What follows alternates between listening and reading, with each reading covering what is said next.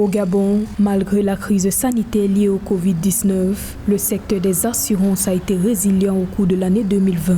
Les données de la Fédération gabonaise des sociétés d'assurance publiées le 12 mars 2021 révèlent que le chiffre d'affaires de ce secteur a connu une progression de 2,6% pour se situer à 104,1 milliards de francs CFA au 31 décembre 2020 contre 101,1 milliards de francs CFA en 2019.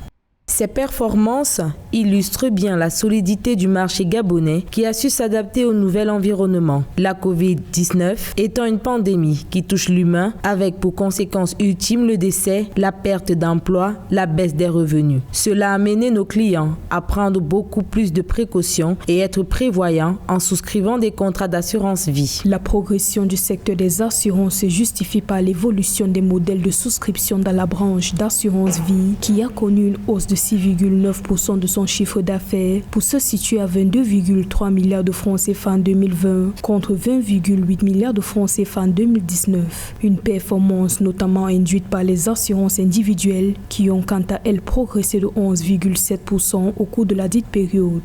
Cela peut s'expliquer par un secteur d'assurance qui est mieux organisé. Il faut quand même noter que le marché des assurances n'est pas un marché où on achète à l'instant, ou alors on vend à l'instant, ou alors on souscrit à l'instant. En réalité, les primes d'assurance se règlent à l'avance. Voyez-vous, ça fait que lorsqu'une crise conjoncturelle arrive, courant d'une année, vous voyez que les assureurs, ma foi, auront déjà encaissé la prime due sur par exemple, un événement malheureux ou aléatoire qui pourrait arriver tout au long de l'année. La branche incendie, accidents et risques divers a également enregistré une croissance de 1,5%, soit 81,8 milliards de francs CFA contre 80,6 milliards de francs CFA en 2019. Cependant, au cours du premier semestre 2020, le secteur gabonais des assurances a subi un repli global de son chiffre d'affaires de 5,8% selon la Direction générale de l'économie et de la politique fiscale, due notamment à la pandémie.